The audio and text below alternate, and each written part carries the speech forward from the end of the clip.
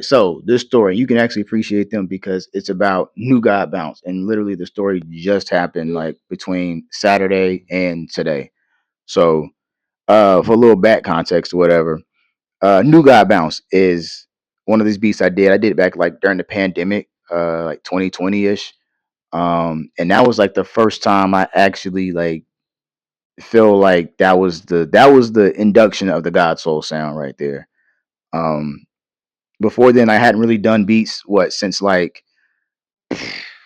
I can't even tell you when, up until like I feel like God gave me the sign and the signal, like, yeah, I want you to go back to doing beats and I want you to do it for me. And before then, um it was like a lot of randomness, just like striking out, trying to figure it out, piecing it together, stuff like that. And so it just wasn't clicking. So what ends up happening, I'm kind of giving y'all the story, like the backstory, so that way when it comes time to actually like, get to present day, you kind of already caught up and understand this. There's a lot going on with like this around this the time of me creating this beat. So of course, I was working on what ended up being Go With God Volume One, like the first instrumental EP or whatever, but it was actually supposed to be a up and coming gospel artist project or whatever. It ends up caving, and I just had a whole bunch of random beats. But even then, it was like this stuff that was a sound, and it was like derivative or kind of close to what I was gonna, start making, but it wasn't really quite what I wanted to be. And so remember, I'm like out, I'm riding my motorcycle, I hear the beat in my head, I come back, I chop it, and literally it's like right after like the project had just tanked. So I'm like, thank God I didn't have this beat then, because I know they would have jumped on this beat and then I would have really been upset. But like, yo, I've got it. And remember, for like the longest, I was like, yo, I don't know what people are talking about. Like, yo, this the one. Like, I don't care if it's like now, if it's 2 years, 10 years from now, when this beat comes out, it's gonna be the one. Even though like it wasn't like mixed properly, it like even now I'm learning more about the science and the sonics of like how to actually mix sounds and stuff like that, so it could be so much better. But either way, it's still the one. But I end up using, this is the part I wanted to tell you. Oh man, I'm gonna wait for it. So I got the beat or whatever. I'm working in the session on Saturday or whatever. We make whatever, doing blah blah blah blah, and then he's like, I'm working on a project too, I want to do some stuff, whatever. And I was like, wait, I got this beat, like I'll play it for you. And so I end up playing him that, and he's like, yo, what is this? And I was like, oh, this is, I had this beat for like 5 years, man. He was like, bro, there's no way you had this for 5 years. And I'm like, yeah, just sitting on it. And he was like, yo, let me get that. So I was like, all right, say less. So he's like, so yo, what's the name of it? So I was like, oh, it's called New God Bounce. And more times than most, when they asking like, what's the name of it, they're looking for the topic, the theme behind it, the element, the story behind it, right? All I end up telling them is, oh, it's New God Bounce. And you could just feel like it fell flat. And so I'm like, well, yeah, it was this thing, like, and I made it, and I still tell him the motorcycle story, but I don't tell him everything else about it or whatever. And so he was like, still like, yeah, let me get that, we were vibing, whatever. He's like, all right, yeah, yeah, yeah. So then we leave. So this morning, I'm in prayer, and like I think I told you, I was listening to like Miles Monroe. I was definitely tapped in listening to what's your man's name? Myron Golden now, whatever. So it's either him or Miles. The fact that both their names start with M. Uh and so I'm listening. One of them says like, it was Miles Monroe, because Miles does exactly what I do. He'll be in the middle of a story or teaching and he'll jump into another one. It's like, it reminds me of this time if there was this woman. Like, I love when he does that. And so he tells the story, and then he was like, so in the same manner where I told the man he needs to go ask God, whatever, you need to stop and ask God, what is it that you have for me next? Or what is the next thing you want me to do? Or like, even what was the previous thing? What am I supposed to be doing now? So as I'm jumping into the shower this morning, getting ready for work, I literally do that. I was like, God, what is the next step for me? Or like, even like the current step right now, if I'm not, ordered or whatever, like, tell me like what I'm supposed to be doing or whatever. And what he ends up putting in me is like, you didn't tell the whole story about that beat. You need to go back and tell them the story. So then I was like, oh, so now I'm thinking like, oh yeah, like there's this whole thing, like God Soul isn't just my producer name. It was actually the name for my sound. I only adopted it to get it out there. This beat is the first of the God Soul sound. This came at da da da da da. And here's the other thing too. Without giving away the name of the song that I end up sampling or whatever, is West. This is the first beat that I make for the God Soul Sound, but it's also right before we moved to California. Mm, I was like, oh snap. mm, For those that don't know, California is like my home away from all homes. That is my promised land. If I'm Abraham and my wife is Sarah, OC California is our promised land. Like that's where we're gonna end up at. That's where they're gonna bury me at. Like for real, for real. And so I go back, I do an audio note, and I'm like, hey, bro. So I'm in prayer. Because mind you, he's a PK. Although he's not, he's in and out, whatever, whatever. And is maybe even think about the conversation I had with Dub about being the light. So it was like even more so, like I can't be the light, nor can I not like essentially sell or give this beat without giving the full story because God is all over it. And so I call him, or I send him a voicemail, and I'm like, "Hey, what's up, man? I was in prayer this morning, and God was like, yo, I need to tell you the whole story.' So I give him the full run through, like blah blah blah blah blah. And so, with that being said, I don't know like where God is maybe leading you with this song, because it's not like he's positioning this like he's gonna be like a gospel R&B. Like he's just doing music. But it's like, hey, you get me, you gonna get God. Even if you don't actually say Yahweh in it, you gonna have some God in there somewhere. So I was like, I don't know where you're at with your relationship, but I'm always looking to essentially be authentic with the music. And with this song meaning so much or having so much weight, and so I feel like there's something in there. Even then, he was like he wanted to write something to it, but then maybe throw an alley oop to like the guy he works with who actually does more singing. But I was like, bro, you can do that, but I think there's something actually there for you. Like I think the name you're kind of playing with, I think the name is dope. And I think there's something there. So just kind of sit on it, just think, whatever, whatever. Maybe like, hey, where's your relationship at right now? I was like, when I look at like the scope of just music, and then especially like Christian music, a lot of people like have their testimony in it, but I think sometimes it kind of misses the mark, or like even if it didn't miss the mark, maybe it doesn't meet it for everybody. But I think there's like a certain bit of like authenticity that like gets lost in there, especially if you've already made it, because then it's like you already have the promise or the blessing. So then you have to like uphold this thing, or even if you do try to show your brokenness, it's like it's hard to be broken and be on the big screen, if you will. I mean, because it looks, you know what I'm saying?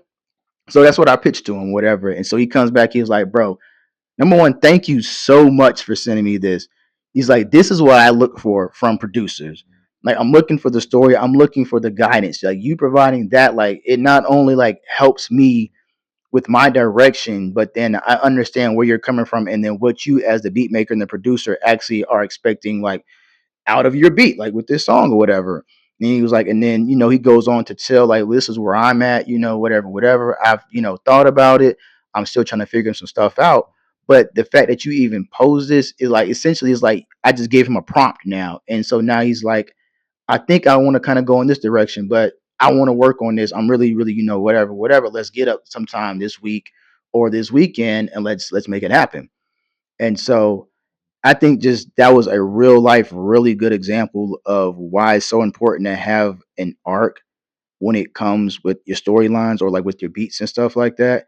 And then not only that, but then of course with the sample, because I couldn't have picked that beat or the sample that I use for it. And I always say sample because I'm a sample based like beat maker and producer, but it can be more than just like the song or the reference that you build the track around or whatever. But it's almost like it's, and I hate to use the word muse just because of like the Greek um other religious type aspect of it, but like what the inspiration or the influence was. Because like I said, there's totally different things to that. It's the like new God bounce because this is a new sound that God gave me. This is the first one of it.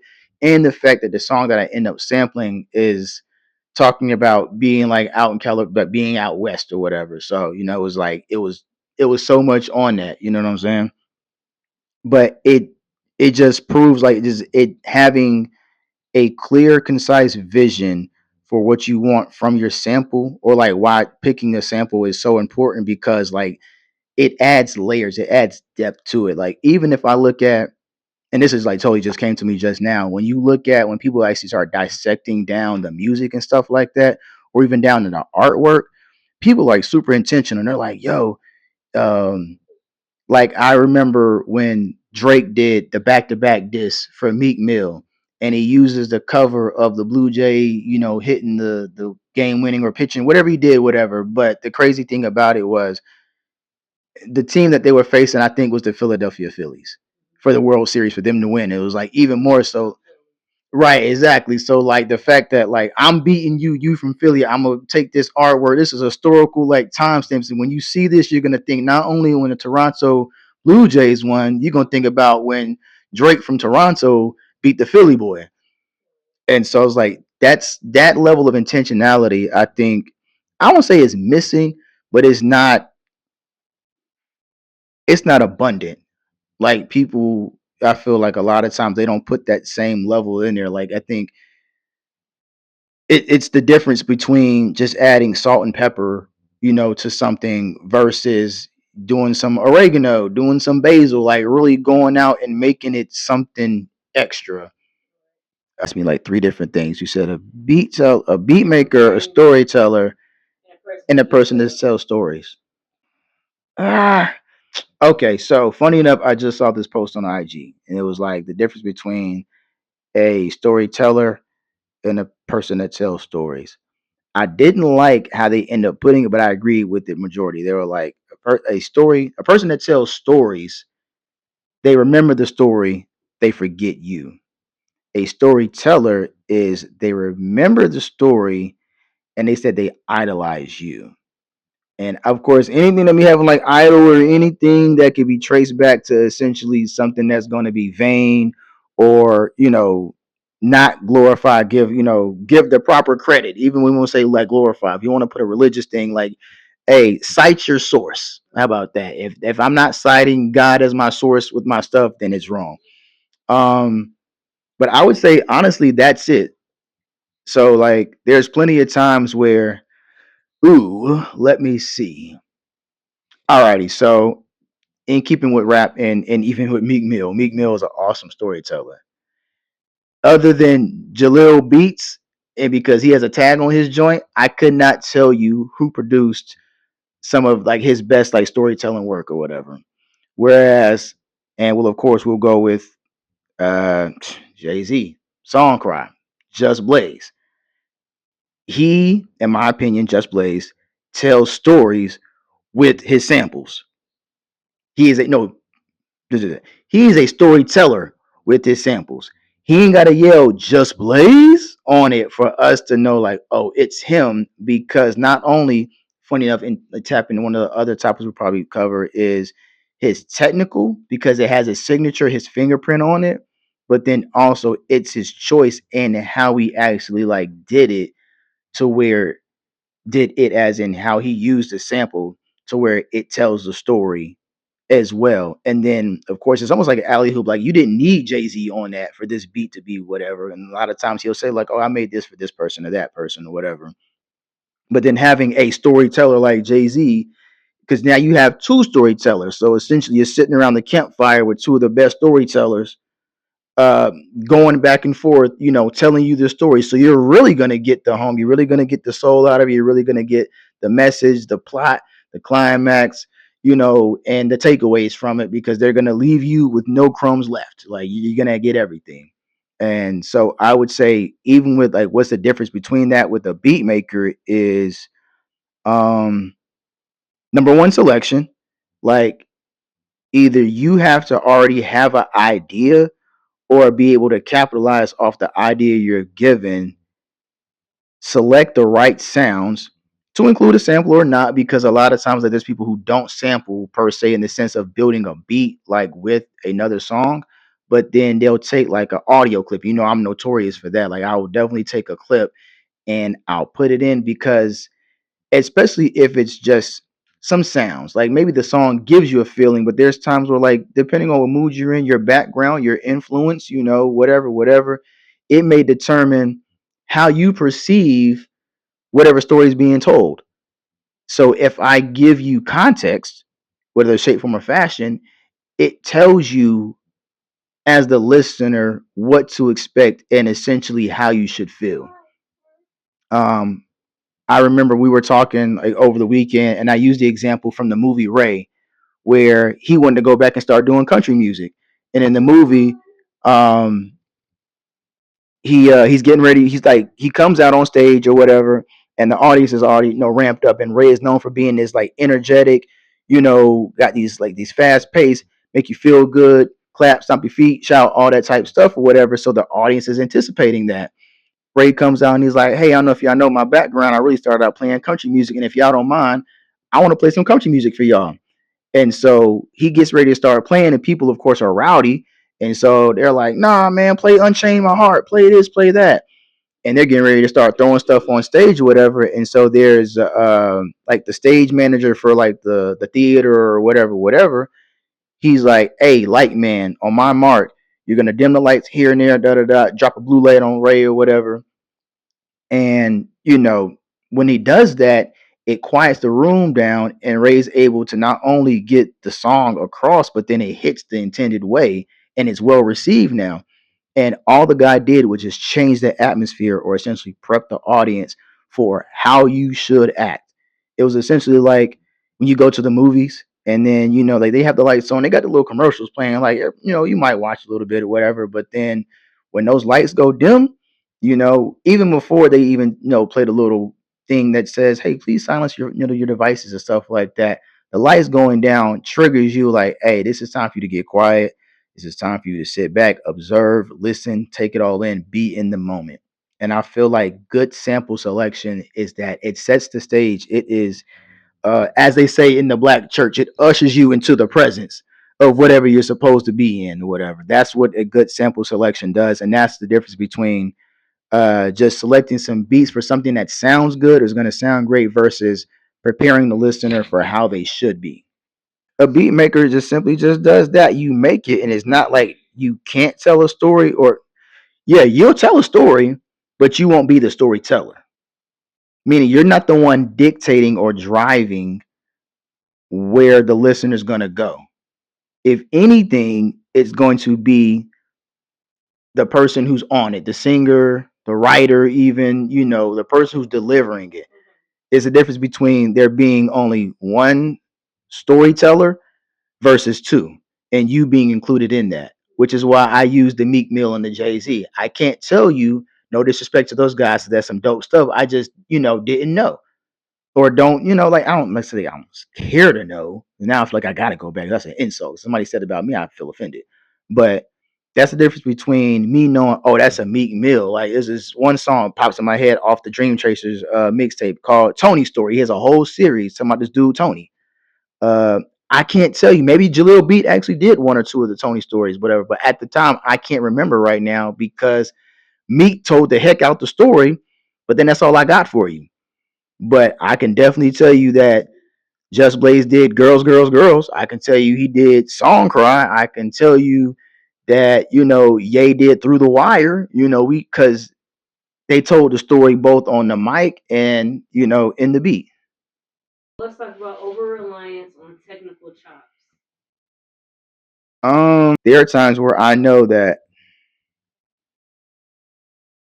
over reliance, like doing too much with the technical side of the house, while it's great for the sonic and stuff like that, but I mean, this may actually, it may not be a time for it to be telling a story. Maybe you really are just having fun with it, and it's just that time. And that's the story you're telling with it, then that's what you're literally telling. I'm just here to show you. Where it's not necessary to tell a story. Is there a time? Yeah, of course there is. I mean, there's a whole sect of producers and beat makers who do like the finger drums and stuff like that. So like it's literally meant to show off your skill set. Like that's literally the point of it. I mean, it's a whole that is a talent in itself. Like you're not only making a beat, but like they're literally playing all the parts, the snares, the drum, the sample, even the loop, a sound effect, the hi hat pattern, everything. They're literally doing it with their finger, real time, making it, which is different from me making a beat live in front of somebody. Because it would be almost the only thing I could really compare it is like giving, like if you have a live band and they'll be like, all right, such and such on the instrument is going to do a solo. This is a beat maker at one of the highest levels doing a solo, but we're not just playing. Well, not we, because I'm not even on that. they are soloing with the entire process. Like I said, they hit one pad, it's playing the sample. But then they have to know the timing of it to know, like, oh, in about an 8 count, I got to hit that loop or hit another one, or it's not going to be playing anymore.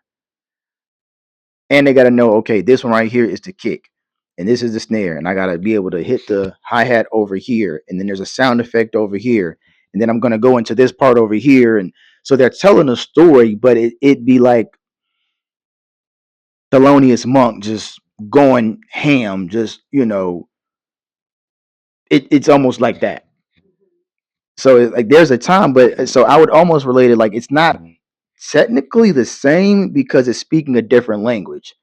And so I would say it just like in grammar or something like that, just because you don't understand the story, it may not necessarily mean that it's not a story there. You just don't know that language. If you walk past some people and they're speaking Swahili and you can't understand it, it sounds like gibberish to you. It sounds like over technical, like you just throwing a bunch of syllables together to say you said something, like you like a baby just speaking jibber jabber. But to them, they're reciting a poem or something like that. They're quoting whatever the equivalent of Shakespearean literature is to them. You just can't understand it because you don't speak the language. So then, how do you differentiate that between noise? Music that is literally just over chopped, over technical, too many instruments. I mean, forgive me because I'm an artist as well. So a lot of times it's in the eye of the beholder. What do you hear? Because there's some times where I've heard stuff and it super clashes, and I don't understand how this is something, and somebody else could come and they could do something with it, and I won't even put it like as far as like something like sounds bad or it's loud or it's brash. It just may not be for you, the listener. Um, I was listening to either an interview or a reel or a clip, and they were talking about how the Neptunes had the beat had a beat. Just forget it. This is back when like Neptunes was really catching fire, and they had this beat, and they shopped it around to some of the craziest names. You got like Buster Rhymes. Buster could kill almost anything, and he's like, nah, that's too much for me. But there's one person who not only took it, did something with it, they made it a smash. Khalees, the beat for "I Hate You So Much" right now, where she's screaming over it. So like you know that beat, it sounds crazy. Like you would play it by itself and it sounds dope. I mean, but it only sounds dope now because we know the Neptune sound. We've been blessed to have them for 20 plus years, so it's in now. But back then, and it was like, okay, I hear it. I hear, especially if you hear like you recognize a snare or a kick. So it's the same. That's the one you used on such and such as beat. So like you're using the same elements, but there's something there I just can't get with, and they passed on it. Whereas Khalees comes in and she's like, hey, I'm gonna match that craziness. I'm gonna scream the hook, and it ends up going over like Game Busters. So that's why I say it's kind of hard to even say because at that point, like respectfully, the Neptunes told the story. Khalees was the storyteller because without her, that beat don't connect. That's probably why I didn't connect with those other It didn't connect with those producers. other people because it wasn't their story to tell. So, you think they're really into over reliance on technical chops? That's what you. Um, I think maybe like it was a technical skills question, but over reliance, I haven't really seen that before. To be honest with you, I could maybe think of some instances where, like I said, there's beats where you did everything right and you followed the T. Like there was a time where every beat maker producer was doing a sped up chipmunk sound because that's what Just Blaze was doing. That's what Kanye was doing. It originated with people like, RZA from Wu Tang Clan and stuff like, you know what I'm saying? So like there's people or Pete Rock, even I should have probably said him better. But anyways, there's people out there like they did it, and for the longest time, Dipset, the Diplomats, Cam, Jim, Joel's, all of them, all their beats were sped up chipmunk beats for the most part. Like everything, it was like it wasn't even necessary. But you know what? I could think of one better, and Kanye did the beat. there was a song off like a Rockefeller like compilation type thing, whatever. This is right when like Dipset just got to Rockefeller, and Kanye takes "We Are the Champions" and does his thing on there. But like he's going crazy, like the drums is going off. He's got like the drum rolls, he's got the sped up. We are the champ, and then like the hook breaks in, and I forgot like it's a part of like the verse from "We Are the Champions," the actual song. He just has it looping, and he has his regular like kick. He has his clap, and he's snare clap that he's kind of been using a lot on all his hit songs now, whatever. But he applied the same formula that he used. I want to even say it was the same snare that he used on like Ludacris' Stand Up. Same drum, same snare, same sped up technique or whatever. Does he make a beat? Yes. Does Cam and everybody get in there and rap? Yes. Did it end up on it? Yes. But I think that was him just relying on the formula, but it's not a memorable song. You figure even like something like "We Are the Champions," and this is what Rockefeller at their height. You don't know that one, but if I put on "Diamonds" from Sierra Leone, oh, that tells the story. Right? We got sample choice doesn't match the intended emotion. Sample choice doesn't match the Sample choice does not match the attention or the emotion. I intended emotion. intended emotion. And you may not have an example of an artist who did it. You can describe what that looks like.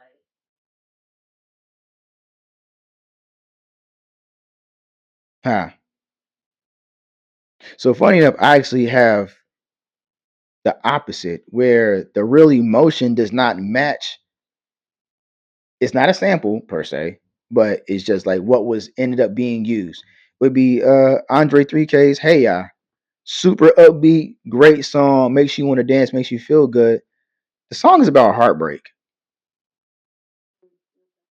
So it does not match, but it worked as far as being a hit, being successful. And I think once people really like, got down to it. And I think even then, I think that's a case of him being a genius because even he acknowledges it on the song, even before he got to the listener. He says, "Y'all don't want to hear me, y'all just want to dance." But he's giving you what you want though. And I think it's him even acknowledging that it could be on the artist. It could be even on the listeners, or because it's supply and demand. What are y'all demanding? Y'all just want to dance. Y'all just want to lean and snap and rock with it or whatever. Clap your hands. So I'm gonna give you this, even though I really want to give you this other thing. But y'all are so indoctrinated in just relying on what it is that you want, that I could give you whatever. It could be the greatest thing ever, and you won't receive it. So I'll give it into the format that you can. A genius way of how it's done right, or how it can be done right. As far as a sample that does not, I mean, I probably can't think of one off the top of my head, probably because Think of an it didn't example. it didn't work. Right, that's the point. Like show them what doesn't work. Not All right, so as the beat maker, as a producer, uh, whether you're using samples like throughout the beat, or and I say samples and I use it as an example because I am a sample based producer, but let's also remember like taking a sample is nothing more than just trying it out, or just I need a synonym for sample. Like, so as a beat maker, as a producer, no matter which one you're doing, um picking a good sample, or just it's essentially like choosing the navigation, choosing the route that you want the song to go. um I say sample mainly because of course I'm a sample based producer. But I mean, sampling could even go like as far as using something like a Splice, like using Splice, or an app like that, just taking sounds and stuff like that. Or even for those people who, and I can attest to this as an example from this past weekend as well, providing references. That's what the word I was trying to find earlier. References. I think about when it comes to sampling, like at least in this degree, it's providing like you can go to Sam's Club, or you go to Costco, and they got the little stands and stuff like that. You're sampling because they're giving you a reference for what you're gonna get out of this package or out of the contents of this. Like, granted, now if you had like smokies and meatballs or pigs in a blanket, I mean that is a little bit easier to reference because you can smell the hot dogs, you can smell the bread because it's baked and stuff like that. It's toasted. You get all of that. But one of your favorite things, what the zip fizz? That's in a canister. It's a container. You can't smell that unless they mix that thing up, you know. But even then, in the container, in the canister, I want to make a song about love.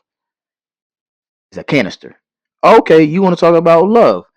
Love runs the gamut of different emotions and feelings. We're talking about the good feeling of it. We're talking about the hype, the introduction, the falling out of love, trying to find love, can't find love, just lost love, my love is away from me, you know, that type stuff or whatever. It's providing the reference, it's providing the guideline, it's providing the guardrail that helps you stay on target, stay on track for what you want the listener to get out of your song. Um, and I thought about, like I said, the whole Sam's Club reference thing, because like over the weekend we made a couple of different beats. So the first one we ended up making actually was not per se a sample, but oh, excuse me, it ends up being a sample of something that he played. And so he ends up just recording that. And I just took that and then I start chopping and doing my thing on there or whatever. So technically, like it's a sample, but it's not quite a sample. But the process that happened behind the scenes is when I was feeding references to him, where he's like, "Hey, I want to talk about this," and they're like, oh, "Okay, bet. So what does that look like?" And then he's like, well, I kind of want them to dance, but I want to talk about love from this aspect." And I'm like, "Oh, that reminds me of this song. You mind if I play a song for you real quick?" And so then I put on like SOS Band Tell Me. And he's like, "Oh, I never heard this before. I like this." And so we started creating after that.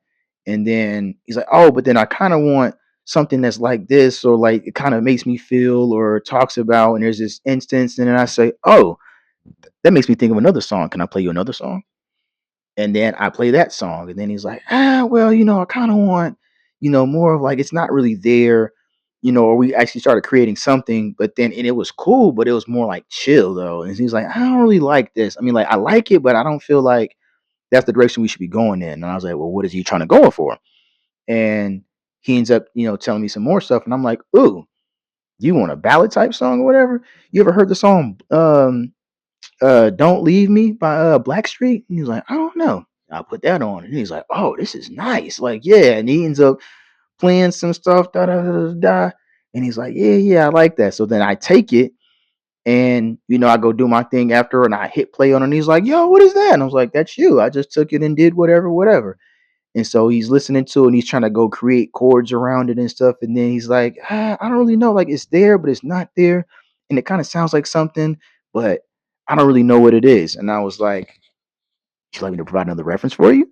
And he's like, "Yeah, yeah. What you got?" So I end up playing like Robin Thicke, Love After War. And it's almost like identical to like the chord that he was like, doo doo doo doo doo, which is like how Robin Thicke song comes on. He's like, "Yo, that's just," but he had never heard it before. But it's like just providing enough to let you know either you're on the right track, you're not on the right track, or at least you are here, like at the mall. Like, even if you don't necessarily know where you're per se at right now, it provides references to let you know, like, this is where you're at right now. And you, as the creative, can then decide, is this the direction you want to be going in, or do you need to go turn around and go a different direction? Because the emotion is going to tell you whether you're going north, south, east, or west, like even to kick it off with, because you can't even leave your house until you know which way you're going, because that's going to Correct. determine what's the fastest way or Yes. the best route to get So there. your story, your emotion, your intention is what is your GPS. Yes. And then what sample you get off on to pick up your gas, your food, whatever. Those are your And samples of then that there exit. you go. And then even talking about let you know what exit to pick up your stuff, that's then gonna make everything else fall in line. Mhm.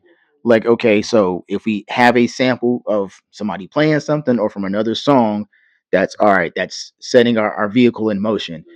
Then once we get that figured out, then it's like, alrighty, now that we're on the way, what does this road look like? Do we have enough gas? Like, what's the gas? Gonna, da da da da.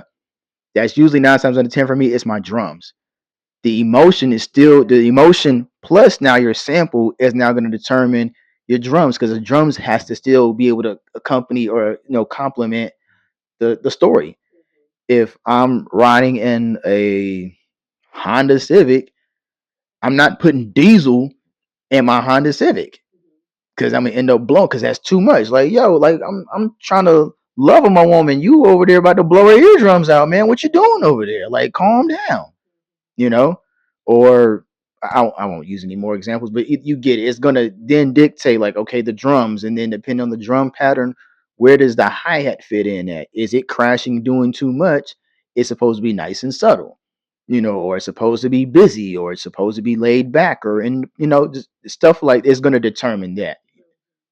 But all that stems from making right choices. And even though you can consider those samples as well, not having a narrative arc And and being loop it's just stack. being loop stack. I mean, so don't get it twisted. Like there's some really dope stuff that can get creative out of it. And can you make a story out of that? Sure, absolutely. There's plenty of times where I've accidentally come up with the story. Um, Funny enough, and it was built around a sample. So the beat that I did, the Make Sense beat, I literally found that sample. I liked the song, and I kind of heard, but that was also so. Dang it! I'll tell you from the perspective as if I didn't have a goal in mind. I heard it, I liked it, I kind of heard the chops, whatever. So I said, okay, I'm gonna go chop this up like this. And then when I did that, it started playing, and then I was like, ooh, let me just go throw a kick in there. And then I threw the kick in there. And then because the kick pattern kind of fit in, wherever, I just mimicked, off the sample what it did. Then I just threw a snare. Then I just threw some hi-hats. It all came together, but it was like freestyle cooking, where I was just grabbing whatever off the shelf and then just bam. Now I can remake it now. It may not necessarily be the same, but I just freestyled that. Somebody could make like, man, sample this. This is great. Can you make that again? No, because there was no intentionally behind it. There was no method other than I was just throwing stuff together to see what happens, and it came out together. It came out well, and I think it's the same thing. And I think this is actually like a plague. Um, a lot of people talk about. I don't feel like I necessarily have enough like credit in the game to even insult somebody and tell you how to get started because you got to start somewhere, especially if you don't know how to play an instrument or you're just getting started and you don't necessarily know how to work a DAW. So you're just trying to get started. Like if I had my kids, like the kids are a perfect example. So all our kids pretty much produce at some level. Even in the 2-year-old, there's a game on ABC Mouse where they can take sounds from the little robot and they just plug the sounds in there and they just go for whatever sounds good. But that's a good building block, a good foundation of learning how to take things and like, does this fit right here? Does this sound good? How does this sound to me? Like they don't need to worry about whether it's clashing. Yeah, it's going to clash, but you're not worried about that right now. We're just trying to get you creating. And so I think when you're starting off like that, I think there is a place where you're just trying to figure things out. So of course it's you're just throwing sounds in. But when you start looking at getting intentional, like you're trying to get leveled up and advance, at wherever you're at as far as your creation process, you want to get to the point where you're like a pool shark, 8 ball corner pocket. So like I'm not just picking this because this says something to me. You want to number one before you even get on the road, what am I looking for? And then after that you go hunt for that makes you feel that.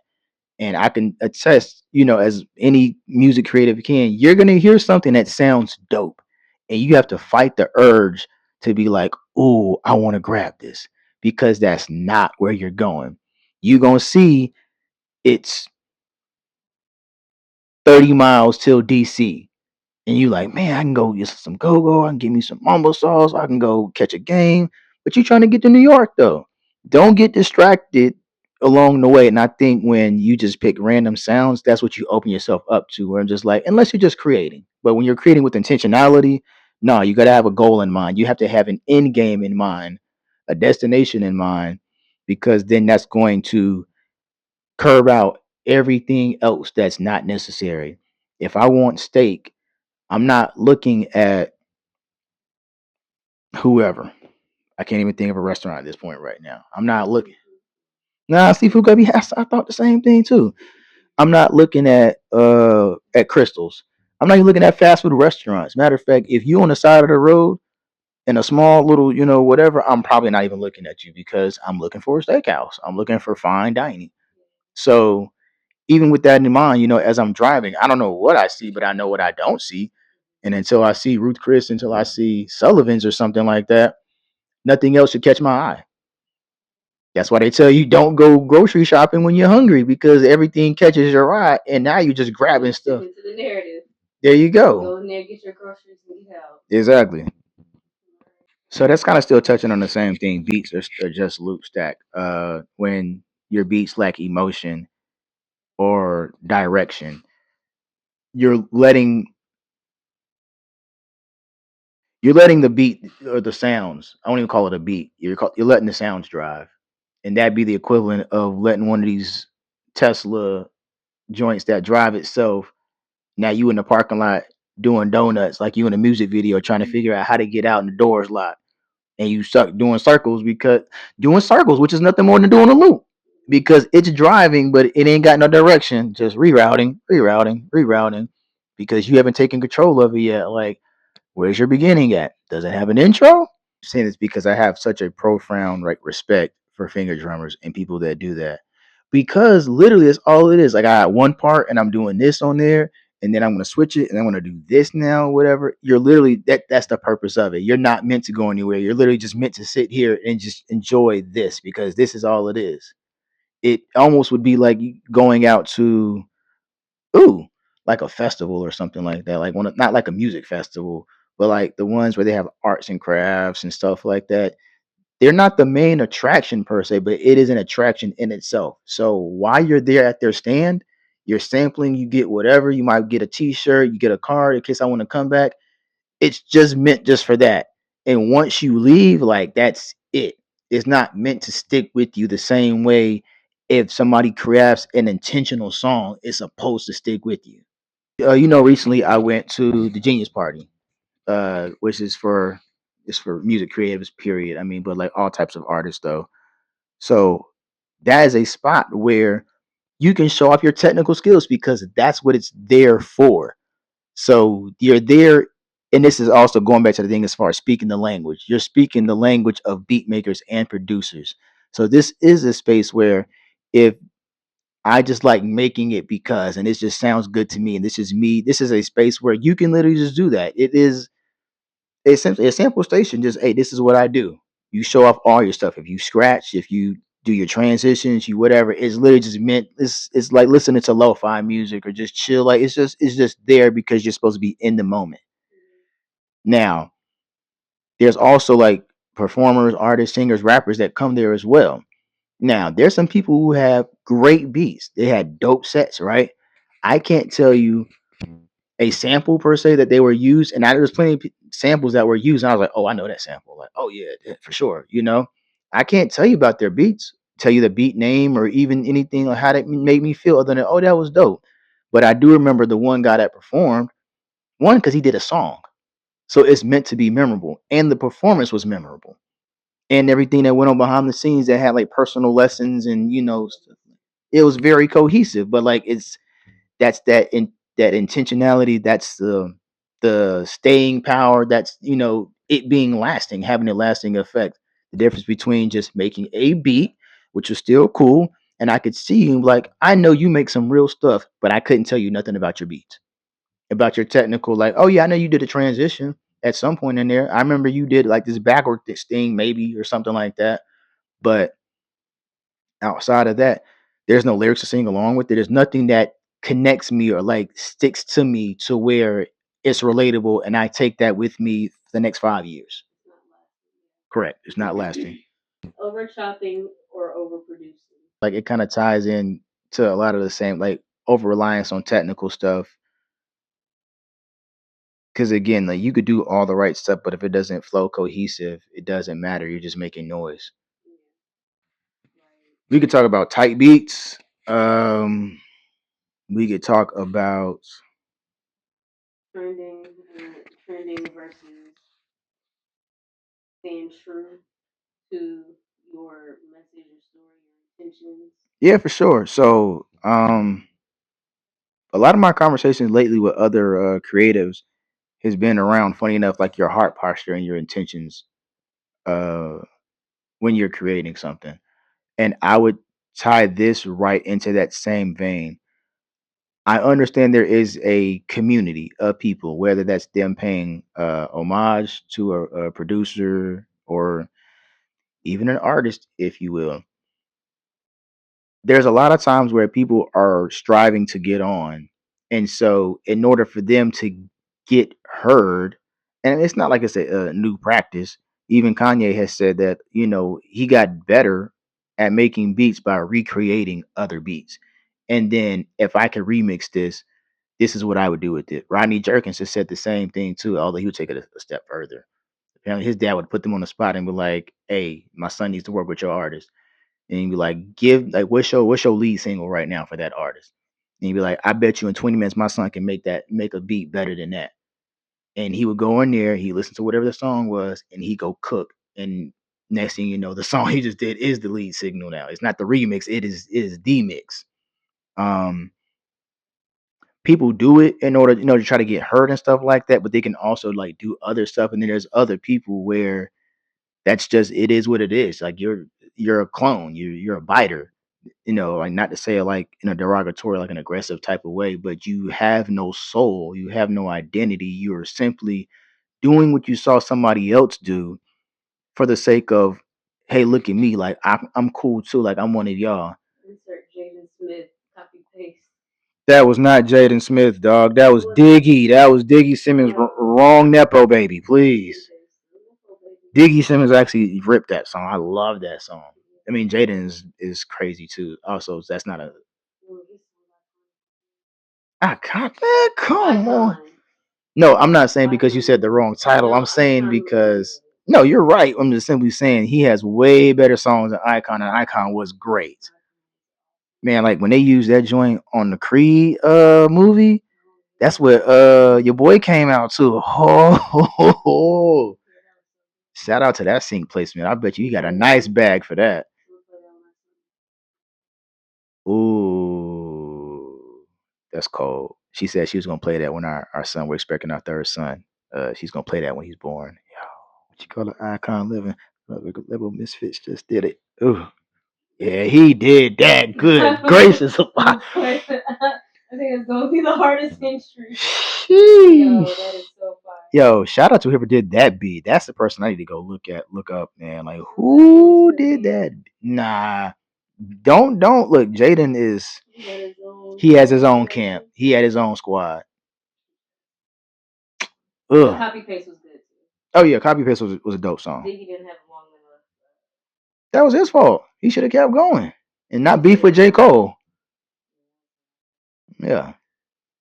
Anyway, so over. No, where we at? Oh, Nah, like trying copy to paste. buy the yeah. And if we look at especially like in hip hop, that's look, be yourself, be you.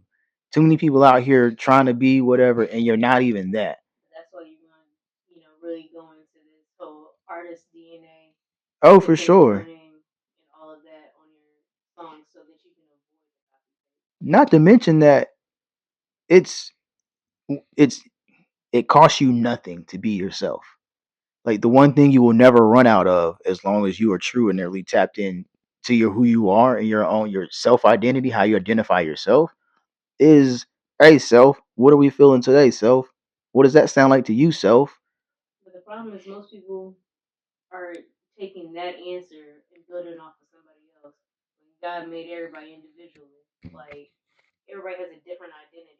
Yeah. So why are you taking the time to bite off somebody else's? Like Trying to skip the process, honestly. It's trying to take a shortcut. You want to get to somewhere really fast and a lot of times you see their end result, so you want to get there, you're striving for something. Um you don't even want to sit with yourself. I mean, I can attest to a degree, not necessarily musically, but why would I want to sit here and do the hard work of trying to figure out who I am when we we think we figured out who they are? So if I can at least learn their formula equals MC squared, And I just keep replicating that, like, well, that is my identity right there. But then that's also chasing the trend, because once nobody cares that E equals MC squared anymore, we're on the A squared plus B squared equals C squared, then you have nothing to offer. And then that's unfortunately when people aren't able to reinvent themselves, or just give something different that's out of themselves. Like, even if you get inspired by somebody, like I was listening to a Q-Tip interview uh earlier, and like I've been studying a lot, like because I haven't really been listening to a lot of other music right now, just because I don't when I'm creating, I don't want to have too much. But remember, I told you I really want to get into the science and and sonics of so low end theory, how to make my bass, sit in the right spot. But then not just the bass, but like my hi hats, making sure I'm not just throwing the sound, but actually like doctoring on them, like 3/4 of cayenne on my hi hat, to make sure that it actually is not overpowering any other part of it. Like, it's one thing just to turn the volume knob up and down, but you can throw, different effects and stuff like that. I was yesterday years old when I realized in FL Studio it matters what order you put your plugins and your filters on your stuff. Like layering, yeah. Duh, right? But again, when you're not, it matters how it affects. It affects the sound. I did the same thing in Canva when I learned the same thing on their That's a layout very good example. You're absolutely right. yesterday. Like, So again, but until you actually start, messing with and actually looking at, like, and that's what I was saying earlier about somebody could watch the sample videos and it's an aha moment, but it's an aha moment not for music, it's for something totally different. There you go. You like, oh, you mean like in Canva? Because that's how you relate it to it. But like literally, that's the purpose and the right, this intention. is the first thing I was like, Well, sometimes it makes sense, sometimes it don't. Well, again, because funny enough, I'm a person who has no shortage of emotion. So I always create from emotion. It's the other part, the science, which is again, like I walk out the classroom, and they're like, you can't tell me how to do me. I'm Devin Miles. I can't read music, but I'm the best drummer you got. You also the dumbest, most illiterate drummer I got. And so you learn the science, go sit your behind that remedial music class. So I'm in remedial music class at the moment while I'm still creating. But no, that's where we were at, taking the shortcut and just trying to get to the destination without doing the legwork, without doing the hard work, without trying to figure out whatever. Oh, that still feels weird or feels off because of me talking about the technicality and stuff like that, not having emotion. because you're saying why people take the shortcuts and why people are doing like taking the identity of things that are already created Right. so that they don't have to go through the process. Yeah. And it was the process. That's where I got off, because it's a process to sit down and learn that why they don't want to sit down. They don't want to sit with them. Okay. I think I hit on that enough. That's fine. And I think that was also a good sidebar though. So yeah, for sure.